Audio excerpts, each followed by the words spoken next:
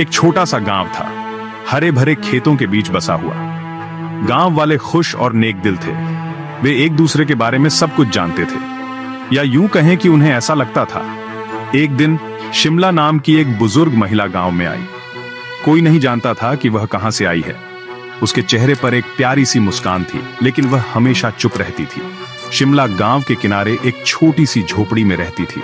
यह एक बहुत पुरानी झोपड़ी थी जो लगभग लंबी से छिपी हुई थी। गांव वाले शिमला के हर रात कुछ अजीब होता था। जैसे ही घड़ी में 8 बजते, शिमला की झोपड़ी के पास एक रोशनी दिखाई देती। शिमला अपनी झोपड़ी से एक छोटा सा दिया, एक दीपक लेकर बाहर निकलती। टिमटिमाती लौ से उसकी परछाई अंधेरे में नाचती हुई दिखती। वह अपनी झोपड़ी के पीछे एक जगह तक जाती और दीपक को एक बड़े से पत्थर पर रख देती। दीपक की रोशनी उस जगह पर एक गर्म चमक फैला देती। फिर शिमला अपनी झोपड़ी में वापस चली जाती। गांव वाले हर रात उस रोशनी को देखते, आपस में फुसफुसाते। वो रोशनी क्या है? वो हर रात दिया क्यों जलाती है? कुछ गांव वाले डर गए थे। शायद कोई भूत प्रेत है। हमें उससे पूछना चाहिए। डरने की कोई जरूरत नहीं है। लेकिन किसी की भी हिम्मत नहीं हुई कि शिमला की झोपड़ी के पास जाए। रात दर रात वही होता रहा।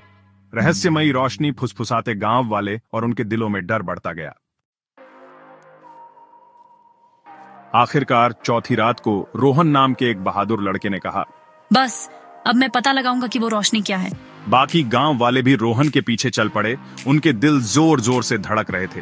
वे शिमला की झोपड़ी पर पहुंचे और उन्होंने उसे दिया जलाते हुए देखा। रुको। शिमला घूम गई हैरान होकर। आप हर रात ये दिया क्यों जलाती हैं? रोहन ने पूछा। उसकी आवाज कांप रही थी। आओ मैं तुम्हें दिखाती हूँ। वह उन्हें अपनी झोपड़ी के पीछे ले गई, जहां दिया तेज रोशनी से जल रहा था। वहां एक गड्ढे में एक जवान आदमी पड़ा था। वह पतला और कमजोर था और वह फंस गया था। ये दीपक है और ये कुछ दिन पहले इस गड्ढे में गिर गया था। गांव वाले चौंक गए। उन्होंने जल्दी से दीपक को गड्ढे से बाहर निकाला। ये दिया दीपक के परिवार को उसकी मदद के लिए रास्ता दिखाने का एक इशारा था। दीपक के माता पिता, जो कई दिनों से उसे ढूंढ रहे थे, जल्द ही पहुंच गए। वे अपने बेटे को पाकर बहुत खुश हुए और उन्होंने शिमला और गांव वालों का उनकी दयालुता के लिए शुक्रिया अदा किया।